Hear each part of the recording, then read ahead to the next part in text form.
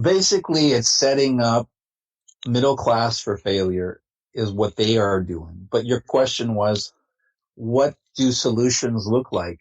And so I want to address that because a lot of people are quick to complain, but they're not really spending any time about coming up with the solutions to these problems. So I always say to people, look, you have a choice. You can be a part of the problem or you can be a part of the solution. Now, problems are what happens to you when you just sit around and accept whatever comes your way. Solutions take a little bit of effort on your part. And if we coordinate this in a grassroots manner, that's where you start to make the difference. So what does a solution look like?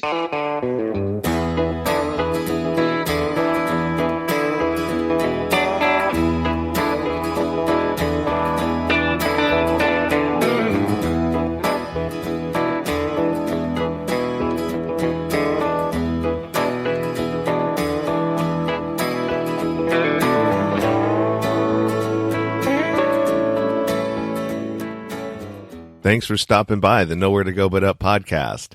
I'm the host of the show, Sean Dustin. If this is your first time listening, welcome. If you're returning, welcome back. It's good to have you with us today. There are a couple of ways that you can help support the show. One of which is if you know somebody out there who would benefit, family, friends, from listening to this show or an episode in this show, send them over. I'd be happy to have them as listeners. Also, you can subscribe, rate, and review on your favorite podcast platform. And if I'm currently not available on the platform you listen to, send me an email and I will try to get added to it.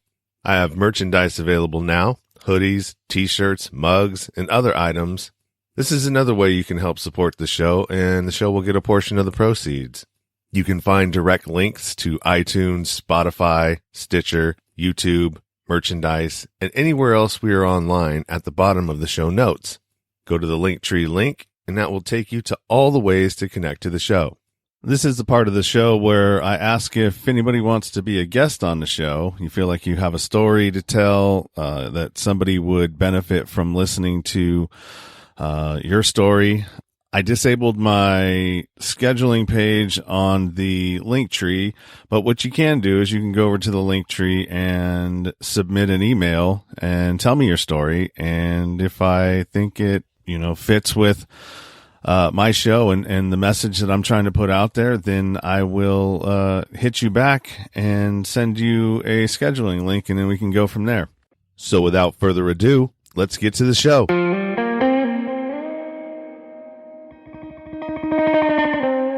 This is the Nowhere to Go But Up podcast, and I'm your host, Sean Dustin.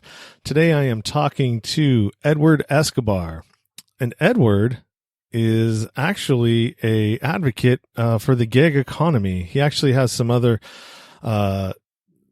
things that he's doing, but he's got a podcast as well. And I think, Edward, you talk about gig economy and actually a movement to organize gig workers into a union, correct? Or somewhat something close to that? Well, first of all, thanks, Sean Dustin, for having me. And it's actually about unifying. It's not about forming a union. The concept that we promote and is about solidarity unionism, as compared to the bureaucratic unionism that most folks are familiar with. Ours is about uniting common causes in solidarity. So it's about coalitions. It's about groupthink and working together. And this is something that doesn't have the limitations of any kind of a structural infrastructure, competition and things like that. We're all in this together. So that's why it's the concept of solidarity unionism that we're actually promoting. Okay, because I'm from the other one. I belong to a building trades union. So I mean that's the traditional one you're talking about, where you have elections and it's more of a democratic voting system. Which I found out the hard way that I'm not as popular as I thought I was when I ran to be a business agent last year. Yeah, I have been in unions. I'm still like Screen Actors Guild, AFTRA, and so I believe in the concept of unions, but The problem is, in many respects, the whole bureaucratic unionism has not put and kept the worker as the priority, as the agenda, the top agenda for their approach, their push, because they have a lot of the unions. They have their hidden agendas, ulterior motives, but it's pretty clear and obvious they want to expand their ranks and increase their membership, and of course that means money, more membership dues.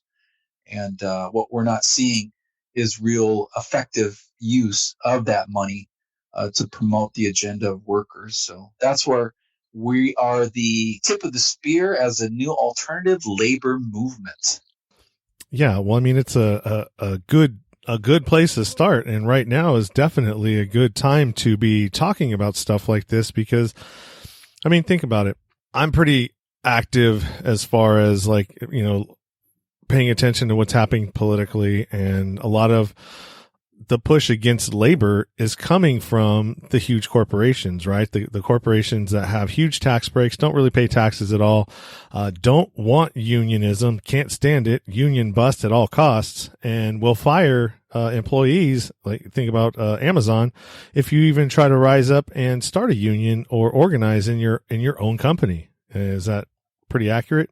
Yeah, there's a lot of pushback because with any type of organizing of workers, that means workers' rights, which means regulatory agencies will come in and start to pick them apart and basically enforcing the labor laws, the wage and hour laws that are already on the books. You really don't have to create a bunch of new labor laws and regulations. People are really concerned, oh, you're going to bring government into what we do. And, why would you want to do that? They just mess everything up that they touch. Well, why? Because in many respects, if the corporations were behaving better and not badly, then it wouldn't be necessary to have the regulations. But, that's relying on this whole like trickle down theory that they're actually going to take care of everyone in, below them in that pyramid structure that corporations are set up as. And that in reality does not execute as we would like. So it always takes from the trenches to push upwards to make change happen. And it's for the greater good. Of course, sustainability factors should always be the primary focus because this is a long-term effort and it benefits everyone. And when it benefits everyone as workers, it benefits everyone as in the society, the greater society. Taxpayers, of course, don't have to then come in and cover and fill the void for the corporations and basically they're contributing to the bottom line corporate profits for everything that the corporation does not do themselves in terms of assuming their full responsibility as they should. But they've been allowed to get away with quite a bit. And it's up to us to basically shed a light on that and create transparency to what's going on and tell everyone, hey, wake up, man. Because if you don't take care of having corporations take care of their own business, then the taxpayers are always going to have to pick up the bill at the end of the day. And the workers themselves are also taxpayers. So they pay doubly so. And it hurts twice times. It's twice times the pain. So it's not acceptable, but yet it happens. And you have a lot of this extreme capitalism happening, which is causing extreme human suffering. And we really do rail against that because, look, everyone is entitled to make profits, but you don't need to make extreme profits and cause this amount of human suffering. It's just not necessary. There's plenty of money to go around. And so they need to work on sharing the love a lot more. And social responsibility, corporate responsibility, those two don't meet presently, but they should.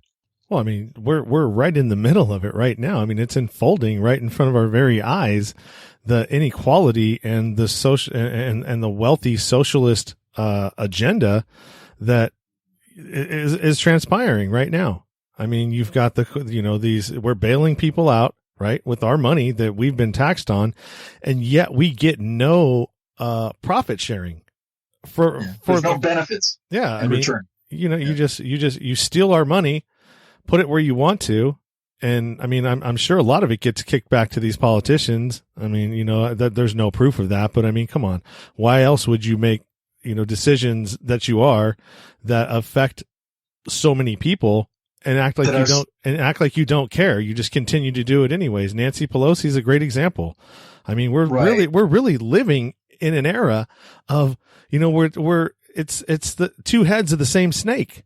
Right. And they're making a lot of decisions really that are favorable to the corporations. And so what you had said, it's like, what is their motivation to do that? If not some type of a quid pro quo there?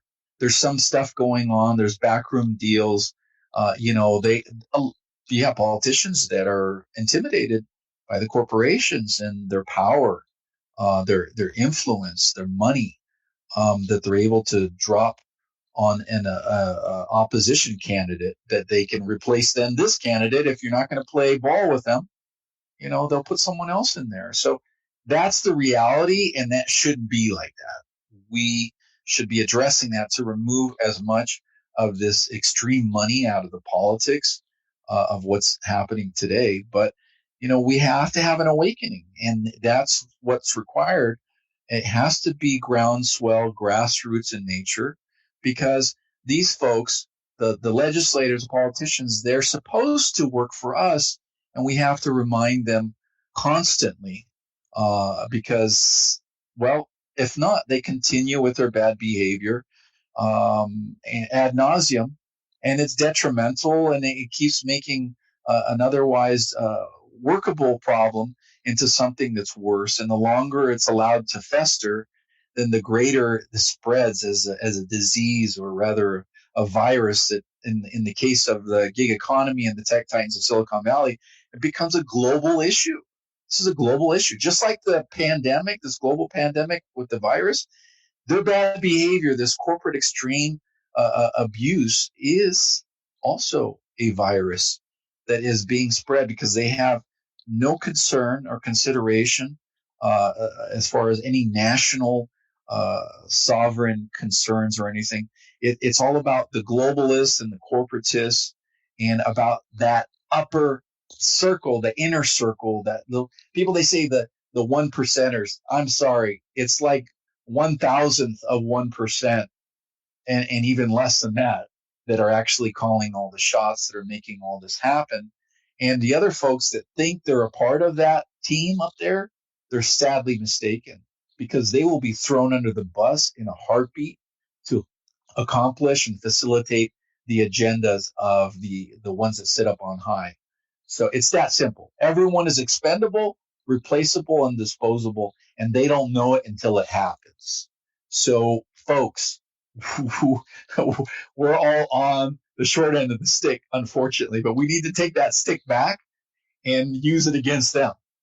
What does taking it back look like? Because I had my ideas. I mean, and we're in the perfect situation. We were in the perfect situation while everybody was sitting at home getting paid, or at least having retroactive payments. Once your claims and everything else went through, would have been the perfect time for us to go on a general strike and actually demand what we should be having, Medicare for all, because we're finding out that in this COVID thing, for the people that lost their jobs or not working, if you're not working, you're not paying into your medical. If you're not paying into your medical, you are no longer covered.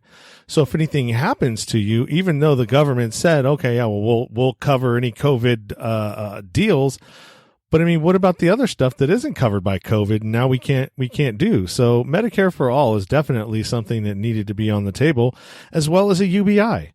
A universal basic income that every American gets.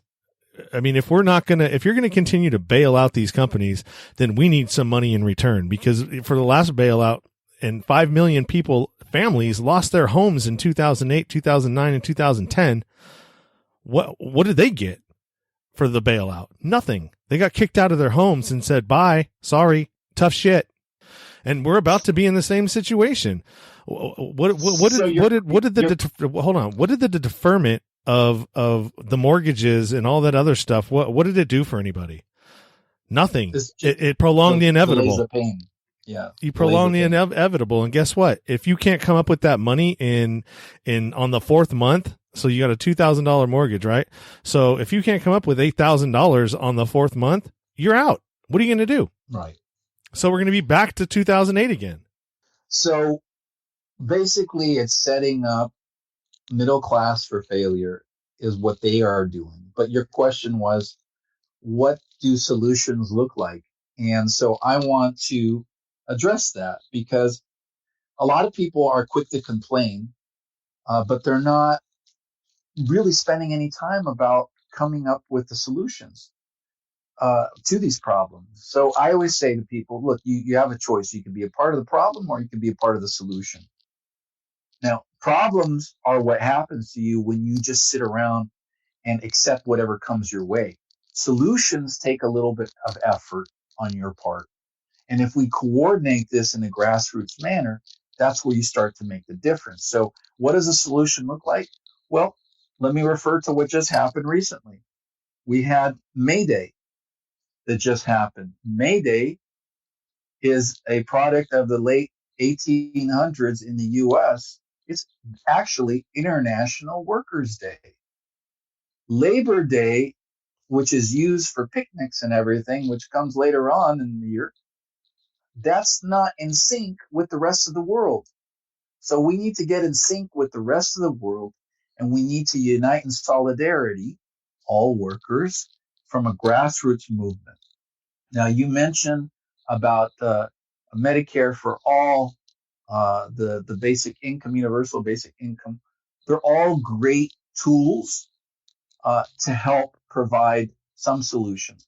But we have to really look at the core issues of where the problems are emanating from. What is the source of all these problems? Who's driving this? We can't keep putting out the fires and chasing around to see who these fire starters are. We don't even know who they are, but we do. All you have to do is follow the money. And that's will tell you, point you in the direction. So people, they get caught up in this and that. No, this is causing this problem there. So everyone is divided.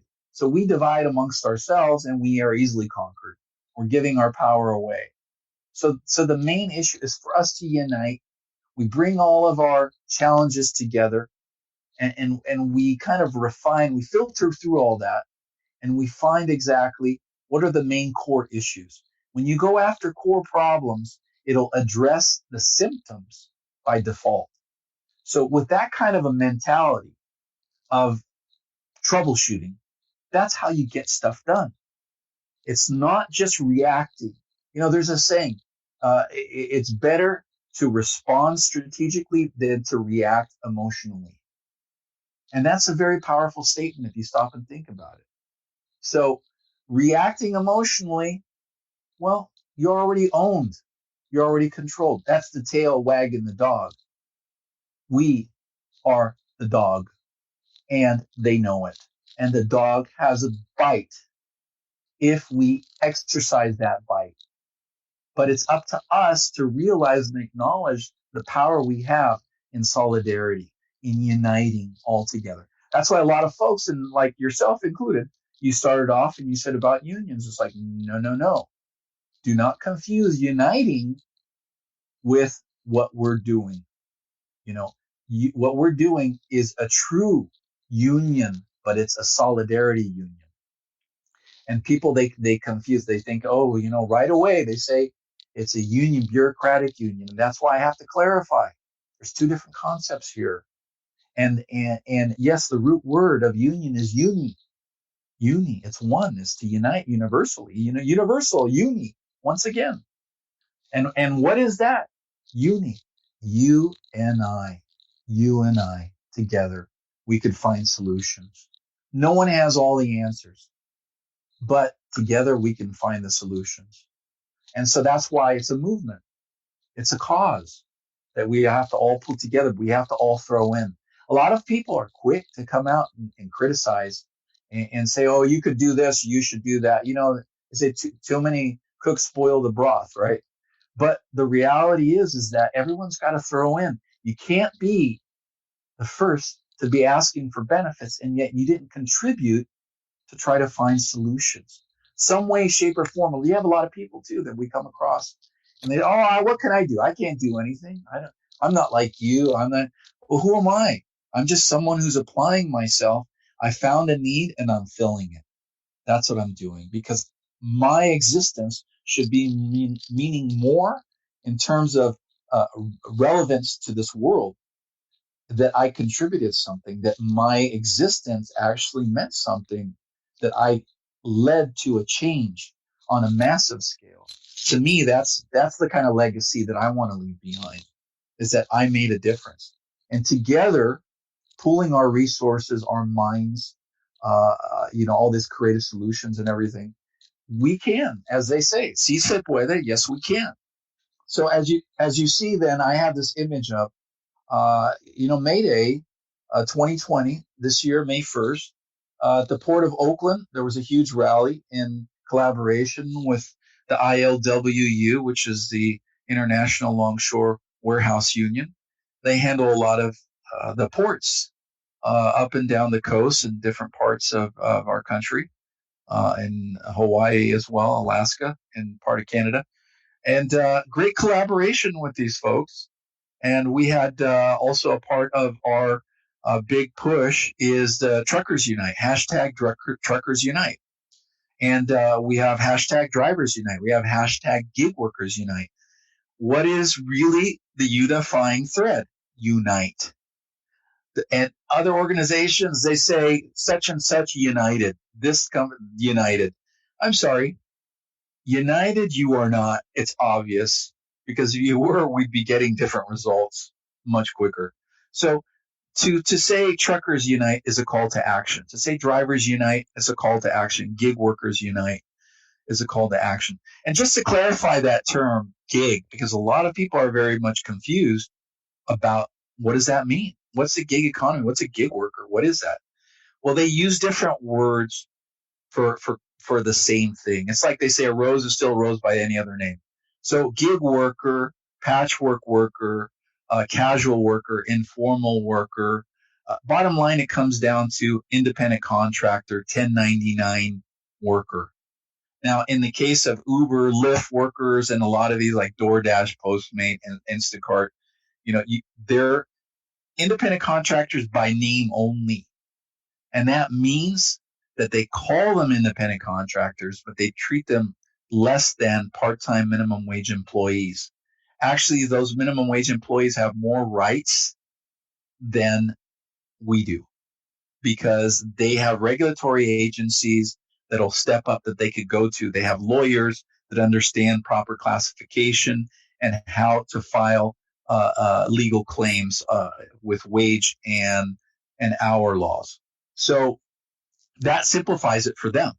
And so they have a safety net. And that's what it comes down to is, where's the safety net? Non-existent for the independent contractor. Now, independent contractor, supposedly the concept is, as a real independent contractor, you should be setting your own rates, terms, and conditions. Think in terms of an electrician, a plumber, a carpenter. They set their own rates, terms, and conditions. That is what a real independent contractor does. As soon as you start to bring in control mechanisms, and the IRS is also very specific about that, they are clear. They say that a hiring entity cannot dictate the manner in which the services are performed. We are already hired as a trained professional that already knows how to perform the duties. And the concerns of the hiring entity is just as to the results that are provided. That is it. Beyond that, hands off, stay off, stay off. Do not dictate. But unfortunately, what's come down is that you have these other companies that exercise fear and terror, intimidation, and they use algorithms to run these folks, unfortunately, into the ground. And a lot of people relating to the driving part, they're being driven into poverty, despair, and in some cases, suicide. That's how tragic it is. In New York City alone, there's been more than 11 suicides related to that. I could just imagine now, with what's happened recently with this whole COVID crisis, that it's become even worse. And it's exponentially damaging our society across the board.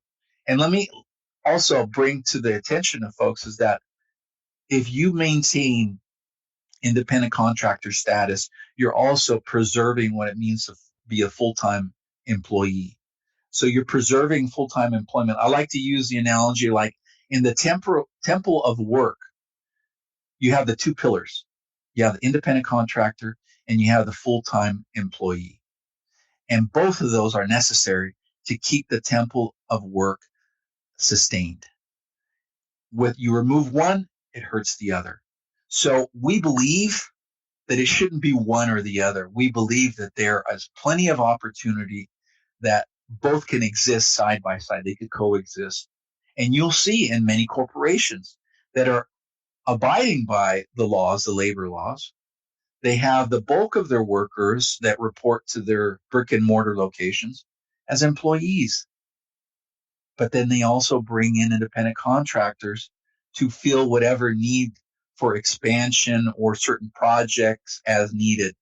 They bring in other expertise that is not in the same line of business that they are focused in as independent contractors. So you could see that it helps for business to continue to have that growth. So we shouldn't be eliminating independent contractors. Unfortunately, what happens is many unions that you see, these organized unions that in many cases end up being corporatized, disorganized unions, they get in bed with the corporations and they facilitate that type of abuse instead of standing up for the worker and preserving the classifications that came from the National Labor Relations Act. And the NLRB, National Labor Relations Board, is the enforcer of that, but they tend to lean towards employee classification and supporting and providing safeguards for them, and not so much so for independent contractors because, well, they say the classifications are set up in a certain way, and they're not the true representative for any issues. But yet they're starting to see that that's changed greatly because the underlying facts are they're calling us independent contractors, but with the control mechanisms in place, like I said, we're treated worse than part-time minimum wage employees. Now, and I want to address this other aspect. People, a lot of times they say, love it or leave it. If you don't like it, get another job. Very simply said. I've heard that said. It's such a tired and played out comment. I've heard it said thousands of times. And it really does sicken me when I hear that because look, in my own case, yes, I have qualifications. I have a huge resume. I could always do other things and so on and so forth. But there's many folks that aren't quite capable and have that kind of a resume that they could just move horizontally and get into other line of work. So we have to be concerned about everyone and not just, that kind of dog eat dog, every man for himself mentality that does not promote sustainability. That's what we're experiencing right now. People buy into that false mindset that is, oh yeah, that's cool. I'm an independent contractor. I'm in business for yourself. It's like, you don't even know what it means to be in business for yourself. Because if you did, you would not put up with these types of abuses that are being unleashed by these horrendous corporate practices. And back in the day, long ago, the corporate charter was something that was temporary. And so these corporations had to behave as good corporate citizens. Otherwise, their corporate charter was revoked. Geez, I'd like to go back to those days. But since they've been given the rights to rape and pillage ad nauseum, and that came off of the Civil War with the legislation that came off of that, that was acknowledging and establishing the corporation as a person. And I really recommend people, if you haven't heard about this documentary, check it out on YouTube, Google it. It's called The Corporations. And it really puts in perspective this whole dimension, this whole process from the robber barons, from that period, the Industrial Revolution, and now you have the technological revolution. It's a repeat of what happened in the past, but it's exponentially worse. So we need to be aware of history so that we learn from it, so that we're not doomed to repeat the worst part of it. Because the awakening and having that higher level of consciousness about what's going on then helps us to change the future so we can all work together to shape the future of work in a manner that's sustainable. We also have to take consideration AI, automation, self-driving technology. Stephen Hawkins, the theoretical physicist, stated that the demise of humanity would come from where? He stated technology. He said the game-changing moment would be the rollout of self-driving technology. That's happening already right now, people. Right now. So we need to be aware of it. And they say, oh, that's not still 10, 20 years. Even the CEO, Dara Khosrowshahi, says, oh, there'll always be room for human beings. So that's not far off. What they're doing is they're placating the people. They're patronizing you folks. It's happening right now. And so what they're trying to do is have people fall asleep at the wheel, pun intended. And they want people to fall asleep at the wheel so that way they could develop all the technology, have it all ready to go. They flip the switch. Guess what happens to workers' rights? Guess what happens to the involvement of workers? Period. Gone. Done. So I tell people, what you see now about this pandemic and this global virus, this is the opening act to what's going to happen later. Permanent displacement of millions, if not billions, of workers globally by technology. That's where we're at. That's how real it is. That's why circling back around, May Day is important. So people have an awakening. We come together as workers. It needs to be workers first because the middle class is being squeezed out of existence. The workers are the ones that pay the bills, that keep the lights on. So we drive this country. And what you were saying earlier, Sean, is this aspect about essential workers. Well, it's essential that you take care of essential workers. It's the existential part that we need to have protections in the workplace. There needs to be the PPE, the personal protective equipment provided for all essential workers. We are the backbone of this country. Without us, there's no lifeline. There's no connection. It doesn't keep moving forward. America, in theory, dies because it stops moving. And we're about movement and growth. Without that, we stagnate and we die. And civilizations have been known to die. So we have to learn from the past and not be doomed to repeat the bad parts of it, but to move together in sync as a grassroots movement for the greater good of the global society. This is a global community that we're a part of, and we need to acknowledge that and work together in solidarity with the whole world. With that said, it's quite a mouthful, right? Yeah, I mean, it's all fine and dandy. It sounds great, but I mean, you get and not to make light of anything that you said, but okay, you get one day in May.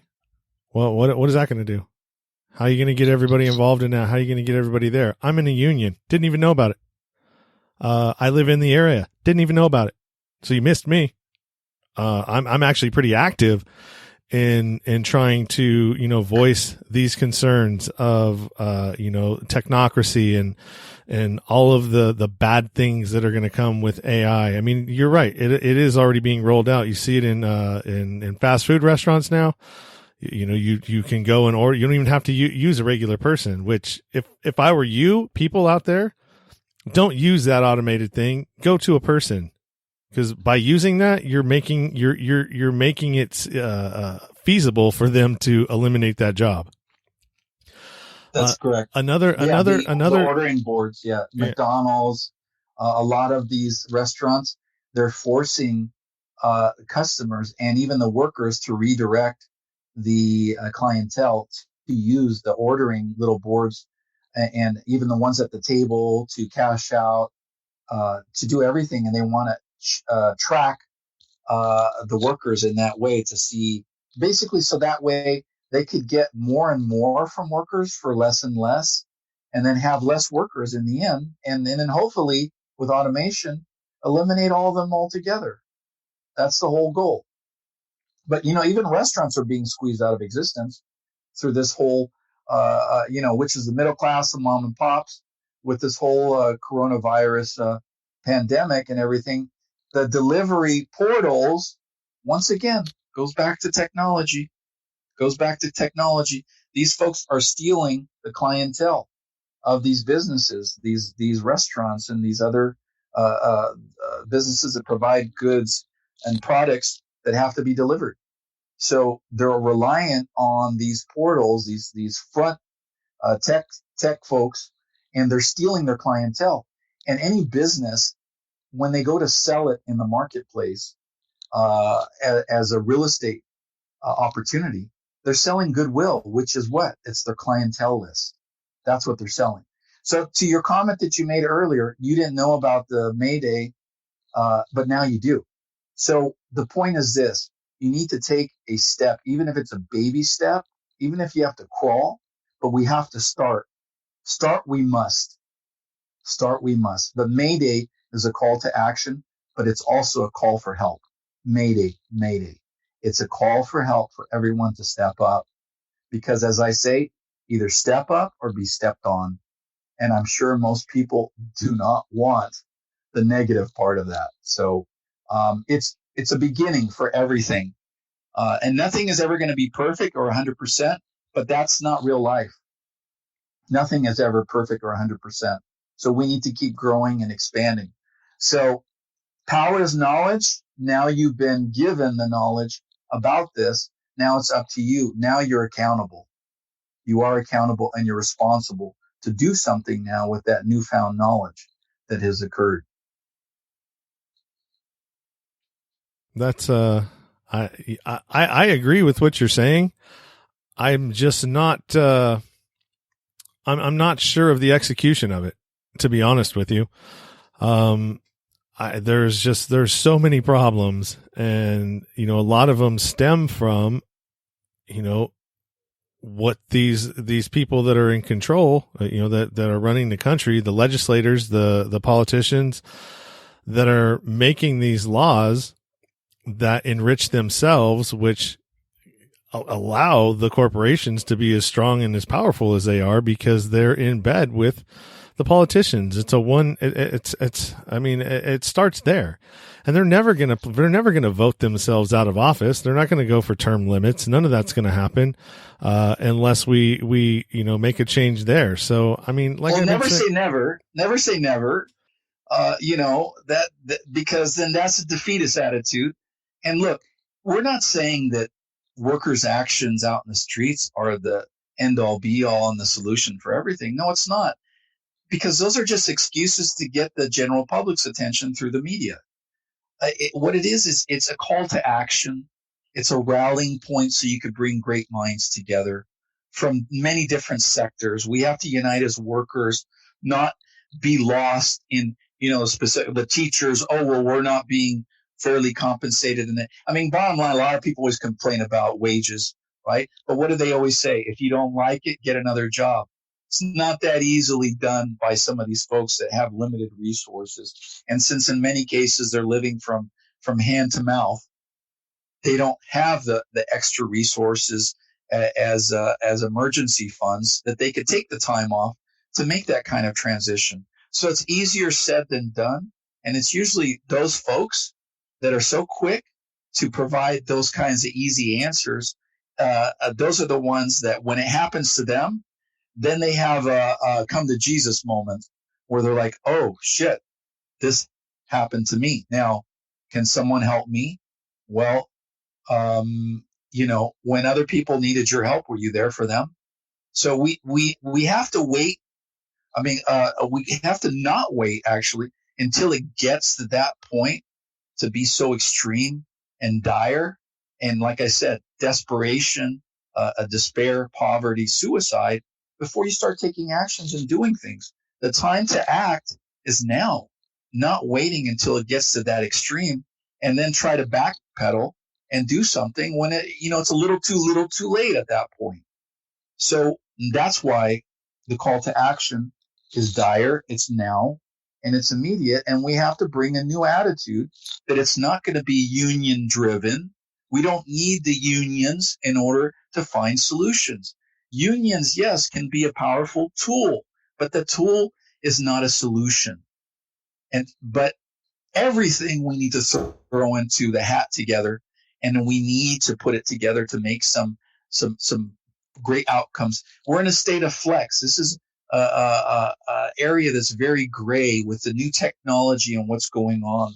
So you can't use old school methods to address these new school technologies and approaches. We have to be rather flexible in our approach, and we have to think outside the box. We have to be very creative. You can't be using pages from an old school playbook from the 1950s of organizing 101. That won't work in today's society. It doesn't work. So we have to be thinking in a new way and be open to new ideas, and use, as we have, social media as a tool for communication. Is there violations of privacy data in there? Hell yes.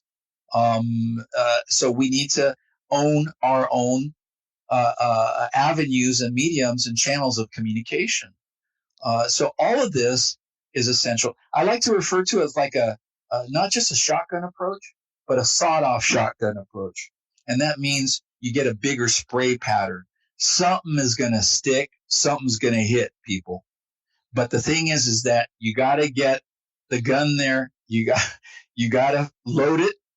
You got to aim it. You got to shoot it. It's not going to happen on its own. As I say, guns don't kill people. People kill people.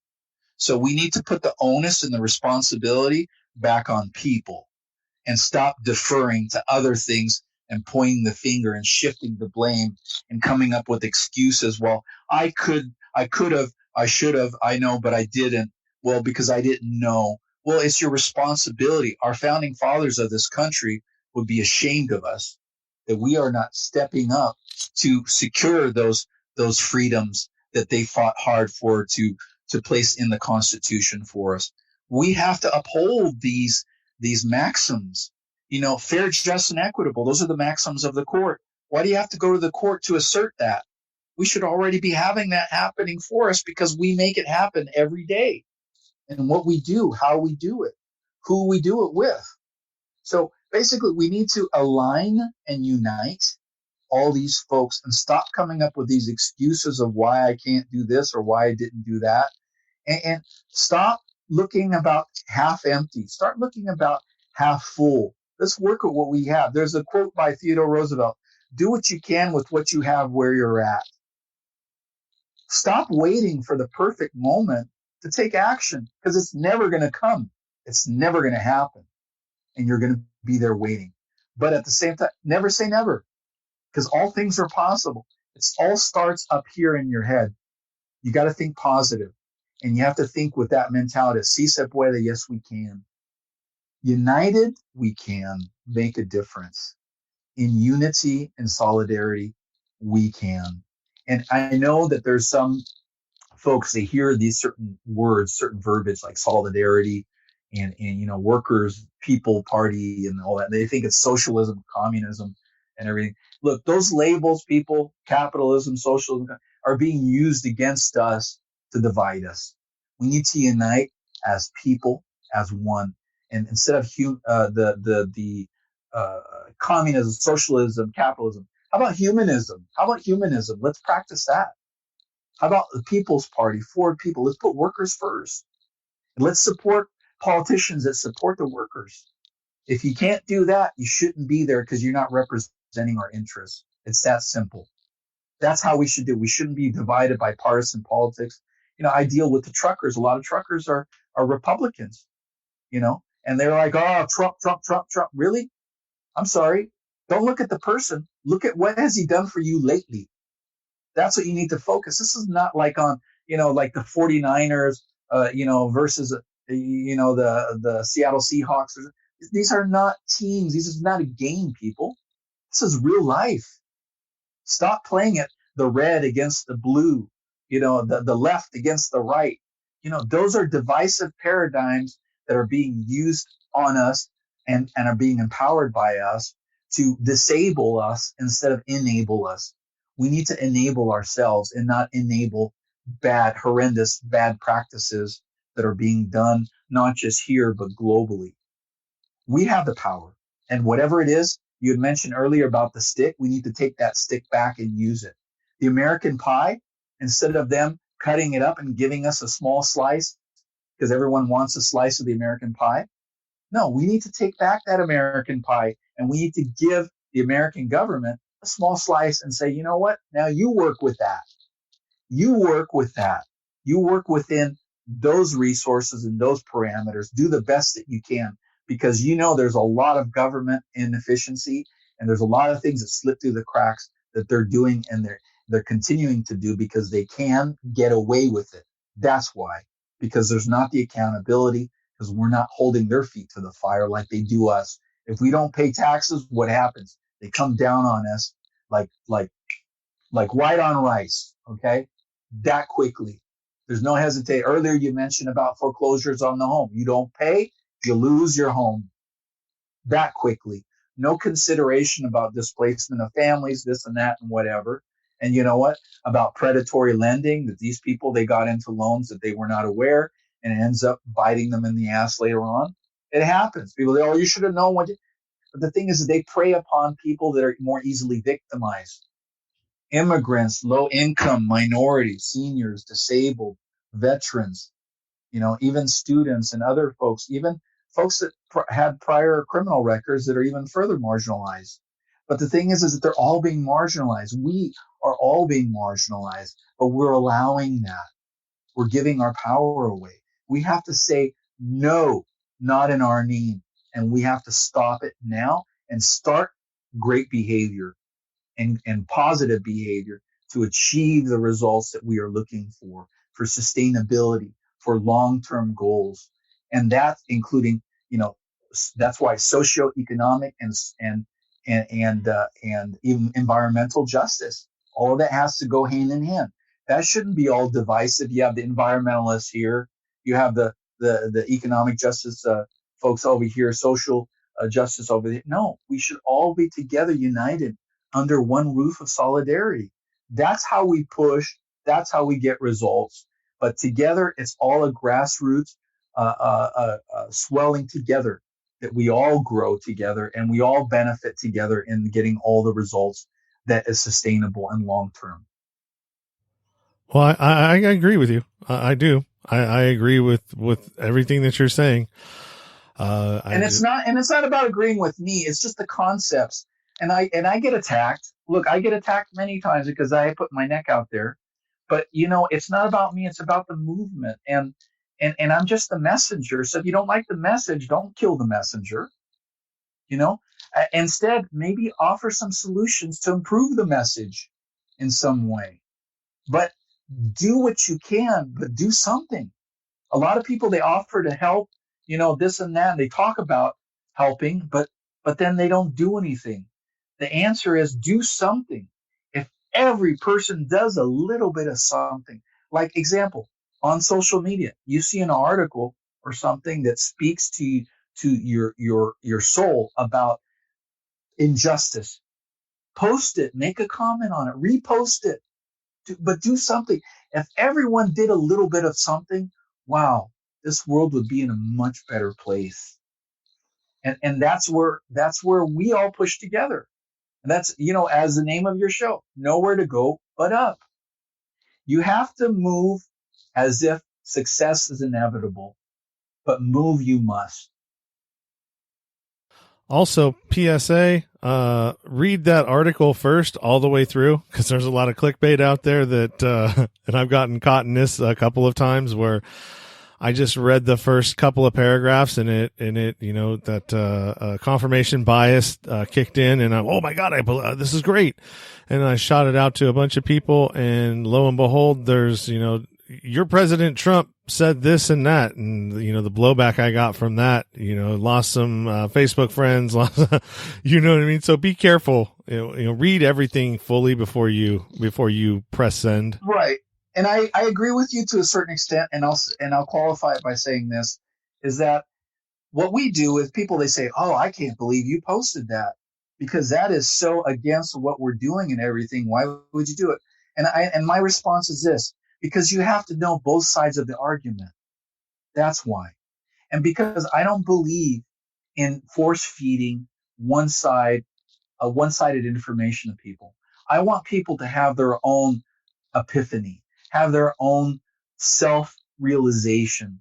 There's three things that people should be aspiring to achieve in their life: self-actualization, self-realization, and what's the other? Realization, actualization, and self-fulfillment. Yeah. So, and all that, I mean, it does lead to the self-fulfillment, but it's having a sense of purpose and having the meaningfulness in your life. And, it's purposefulness. There's a concept of purposefulness that if you don't have a sense of purpose in your life, then there's this other saying, and I know I use a lot of sayings, but they say that, the anxiety, well, let me rephrase that. They say that depression comes from people who live in the past, and anxiety, it comes from people who are fearful about the future. So with all that going on, manic depressive, and then big pharma says take a pill as your solution. No, the solution is live in the now and do the best that you can with what you have so that you can improve your future. But do it now, because people, there is no tomorrow. Now's the time. Tomorrow's never promised. Tomorrow's never promised. There's nothing guaranteed. And let me tell you, whoever said life was going to be fair? Nobody. It's not. But we have to push to make it more than just fair. We have to look at just and equitable. And, how about the quality of life? I use the saying, Americans want to succeed, not just survive. It's true, because surviving is just barely pushing through. That's not living, people. That's just barely existing. That's not life. That's not living. It's why do it anymore? And you can imagine it's very depressing. People, they throw in the towel. Don't give up. There's so much there, but you got to look for it. Sometimes you have to get outside yourself. They say some of the most happiest people are selfless. It means that they're thinking of other people first. So when you do something for others, that'll come back to you exponentially. So if everyone practices that, well, you wouldn't even have to take care of yourself, because everyone would be taking care of each other. The world would be a much better place. It's that simple. People, it starts with a simple thought. Don't overcomplicate your life. Don't overthink it. Too much overthink it, extracurricular thinking, and you spend all that time and you get nothing done. You get nothing done. Life is too short. It comes, it goes, and that's it. And what did you do about it? You have to look at you yourself. What can I do? Pick yourself up by your bootstraps. If you need a little help, ask for it. Put aside your pride and your ego. You'll find that there are people that are there, a support network, a safety net, which us workers need more than just financially. Independent contractors, supposedly, the concept is if we were paid significantly enough that we set our own rates, terms, and conditions, we build in enough to pay for our own safety net. In theory, that's supposed to be how it works.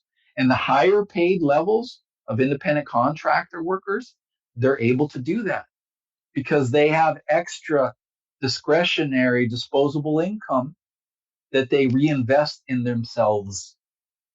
But when you get squeezed and you have companies like Uber and Lyft and DoorDash and Postmates and Instacart, and you have the truckers, the freight brokers that are squeezing the life out of the drivers, giving them garbage rates for mileage that no one in their right mind would do that work, but they're stuck in it. They have a huge investment in it. So they're committed, and it's hard for them to get out from this big hole. So back to your statement, nowhere to go but up.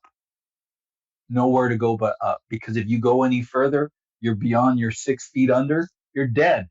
You become the living dead. We don't want that, people. We want you to strive. and thrive in today's society. But it's up to us to make that happen. Si se puede. Yes, we can. Say that 3 times. Very powerful when you're facing the challenges of life. In psychology, it's the repetition in threes. And that's why, and I'll give you an example. Taxi Driver. A lot of people remember the line from Taxi Driver with Robert De Niro. What did he say, Sean Dustin? That was not a movie that I remember. I don't remember Taxi Driver. It's far back. But anyhow, he said, "You talking to me? Are you talking to me? Are you talking to me?" He changed it up. Same words, delivered slightly different ways. Same message, though. Same message. And the thing is repetition. Repetition. So, folks, instead of repeating negative affirmations, repeat positive affirmations. There's a lot of motivational speeches that are out there and presentations and YouTube videos that are out there. Google it. People, they ask me, wow, how do you know about this and that? Whatever. Google it. Man, you've got a portable library there that you could have access to all kinds of information from all over the world. Of course, don't ever trust just one source. Double check and corroborate your information, like Sean had said earlier. Don't trust any one source, but it's there, people. It's there as a tool. Use it. And when you use these tools effectively, you will find solutions. So no one's an army unto themselves. We are, and no one, an island mentality is not going to work. This dog eat dog, every man for himself is not going to work. It's not sustainable. That's why it doesn't work. So take care of business, but don't be given the monkey business by the corporations and misled by the politicians, the legislators, the unions, and all these other folks that say that they're coming out in our interest. No, it's always self-serving, unfortunately, until we turn that around, and we have to hold them accountable. But we must drive that. It must come from the trenches. That's the way. We need to tsunami this up. Instead of this trickle down, it needs to be tsunamied up from the rank and file.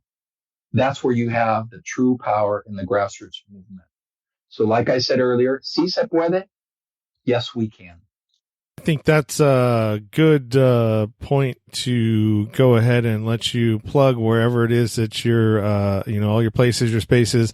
Where can people find you if they want to get involved in your movement? Yeah, as I mentioned, we're on Facebook. If you do hashtag Drivers Unite, on Twitter as well. Drivers Unite, we've got Gig Workers Unite, we have Truckers Unite. Just put those words together, hashtag it, and you'll find us. Google it; it'll pop up. If you want to know more about me, Edward Escobar, Uber, Lyft. If you put those words together, then things will pop up. The Alliance for Independent Workers. We're an umbrella organization that is pulling together many coalitions throughout the world.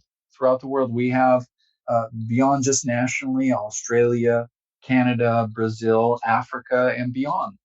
And so we need to be together, united in solidarity where the challenges are at. And obviously, it's global. Technology is global. Uber, they want to Uberize the world. So where they're at, we are also. But there's many other companies out there that are part of the tech titans that are shaping the future of work. And we need to be there, right there, a couple clicks ahead of them, and shaping it for the benefit of the workers. So yes, and we also have gigsup.org, GIGSUP, gigsup.org. Also, we are the only national organization supporting Congresswoman Deb Haaland on the Gig is Up bill, and that is to provide full coverage on FICA, which would provide the Medicare and Social Security, and that is to be paid by corporations that make 100 million or more a year and claim to have 10,000 or more independent contractors. So that takes the pain off of the taxpayers and puts the onus and responsibility back on the corporations where it should be, because they're receiving the lion's share of the benefit from the work of their laborers. So That's basically it. I mean, we welcome everyone to also support in Washington D.C. right now. We have the Truckers Unite movement. A lot of truckers, 100 plus truckers, are outside the White House right now, and they are lined up there and looking to get the attention of the administration. So, folks, there's so much that's out there. Just look for it, though. Google it. Be a part of what's going on in your local, regional, state, national, and international. That's how far the needs are, and they exist. But you have to open up yourself to possibilities, and so that way you can be part of the solution and not part of the problem. So we welcome you all aboard. We have are also a Driving Forward podcast. Look for that. You can Google that as well. So thank you for having me on the show. Mr. Sean Dustin, nowhere to go but up. I love the powerful strength in that message. So please support Sean Dustin with his podcast, Nowhere to Go But Up. And thank you so much, sir, for having me on your show today. No, thank you, Edward. I appreciate it. I was listening to everything that you're saying. I'm on the other side of this, with a union. I mean, I was pretty involved in my union. I was a part of the negotiating committee for our contract, last year. So I know the ins and outs of how, those unions work.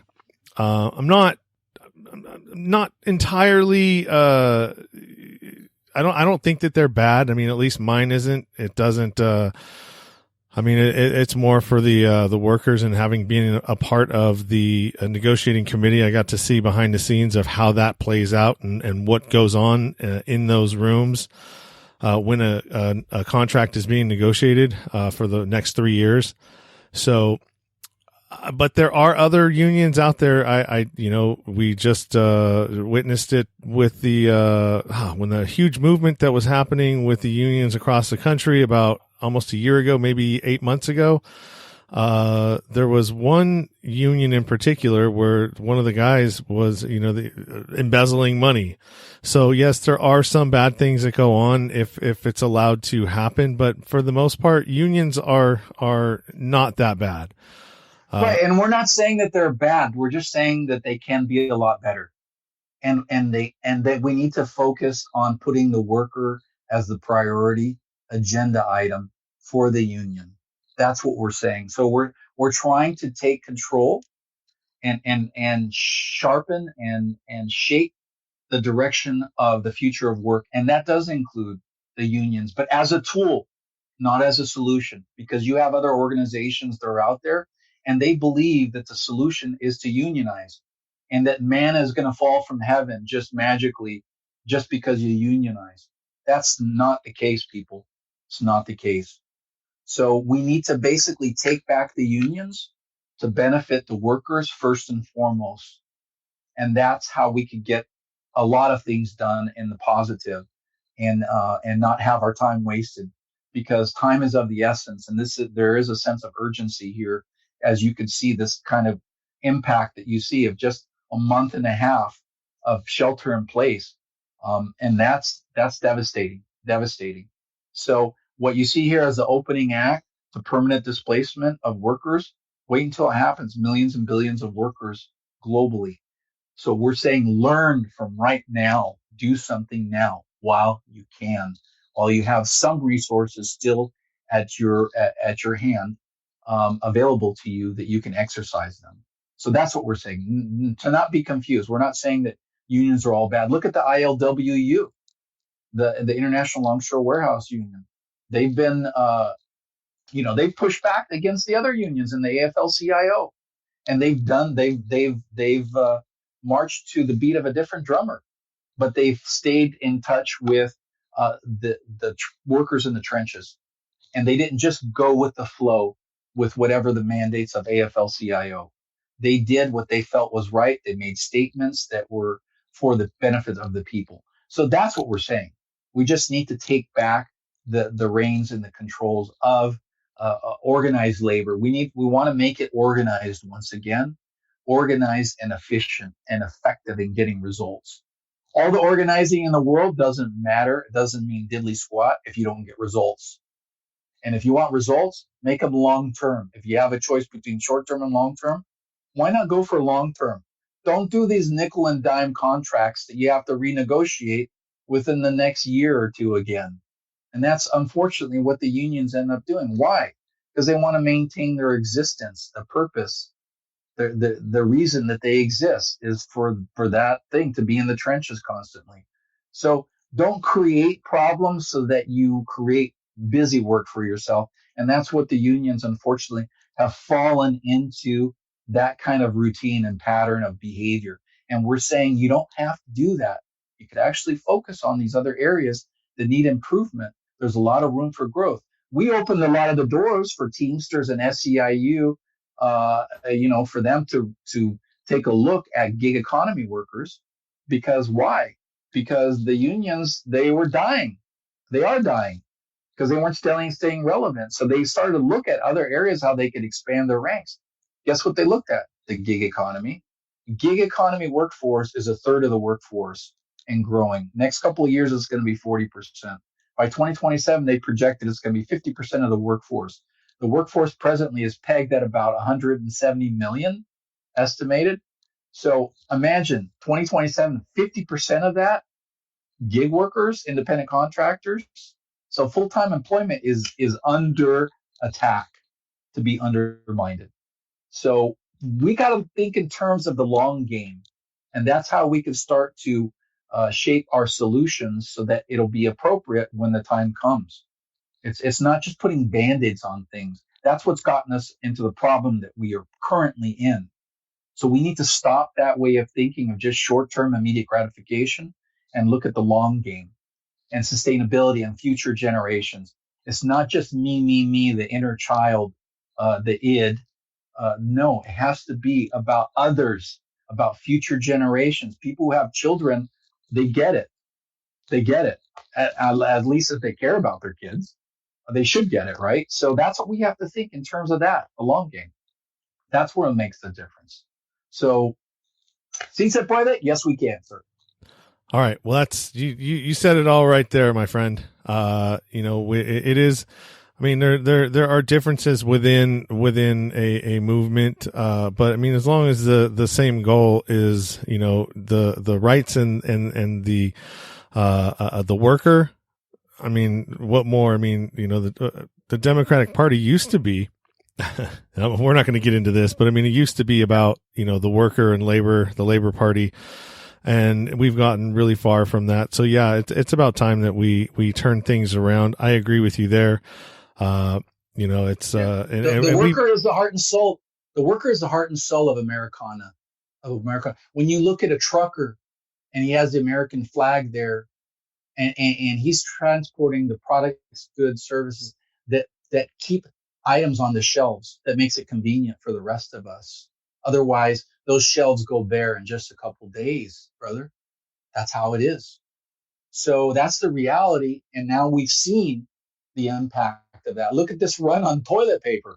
Come on, for Christ's sakes, come on. You see, so these are the things that we're talking about that need to be discussed. And I really appreciate you, Sean, Dustin, with Nowhere to Go But Up, to bring this to the attention of the American people. So thank you for your time. Yeah, thank you as well. Hang out for a second when I sign off. I got some instructions for you. Other than that, thank you for coming on the show. Thank you for enlightening my guests or not my guests, but the listeners and myself as well. I mean, just because I'm in a union doesn't necessarily mean I know all of this stuff. I didn't know May Day thing was happening. We, like you said before, we get sidetracked with Labor Day and forget all about May Day. So correct. Yeah. So yes, I want to thank you again. Thank you for coming on the show, and good luck with the movement. I will try to do my part and as best as I can to support you and your efforts, sir. Yeah, and they can feel free to direct message me online to the Edward Escobar on Facebook. I have the symbol there of the Uber symbol with the fists up in the air. And so they can direct message me and, I respond there. We have a number of groups that under different names. So, on Twitter as well. So, reach out to me, DM me, direct message, private message me, and I do respond. All right. Like I said, hang out, brother. I will get with you in just a second. Thank you. Appreciate it. And I'll talk to you soon. Bye.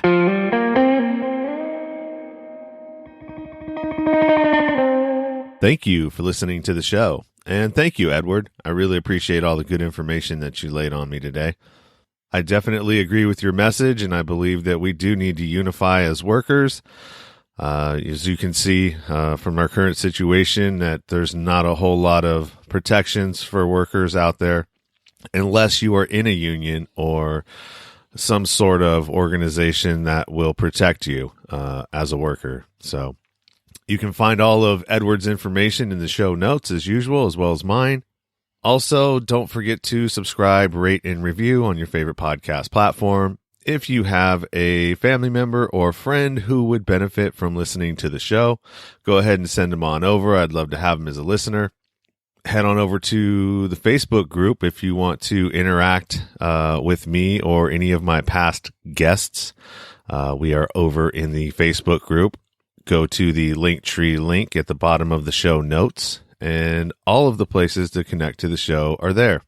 Follow me on social media. I'm on Instagram, Facebook, Twitter, LinkedIn, and all of those are available in the Linktree link. A couple of other things that are available in that link is there's about 4 different episodes of where I was a guest on somebody else's show. So if you want to hear more about me and my story, being a guest on other podcasts, those are available there as well. And until next time, keep it 100, stay true to yourself. Everything else is just noise.